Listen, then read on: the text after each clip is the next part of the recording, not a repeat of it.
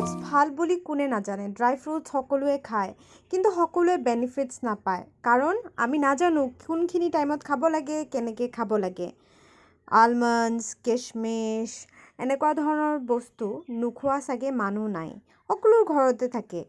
চবেই এইটো জানে যে ভাল হয় কিন্তু আমি ইয়াৰ কোনো খানাৰ টাইম টেবল নাথাকে আমাৰ নিয়ম আমি নাজানো কাৰণে আমাৰ যিবিলাক বেনিফিটছ ইয়াৰ পৰা পাব লাগে আমি বহুতে নাপাওঁ ইয়াৰ পৰা বেনিফিট ইয়াক সদায় সোক কৰি খাব লাগে সোক মিন্স পানীত তিয়াই খাব লাগে যদি আপোনালোকে পানীত তিয়াই নাখায় ইয়াত যিটো এণ্টি নিউট্ৰিয়েণ্ট থাকে আপোনাৰ যিটো ইয়াৰ নিউট্ৰিশ্যন আপোনাৰ বডিত আহিব নিদিব আৰু আপোনাৰ গেছো কৰিব পাৰে সেইকাৰণে সদায় ইয়াক তিয়াই খাব লাগে আৰু ৰাইট টাইম হ'ল খোৱা ৰাতিপুৱা আপোনালোকে খাব পাৰে যদি এক্সাৰচাইজ কৰে এক্সাৰচাইজৰ আগত খাব লাগে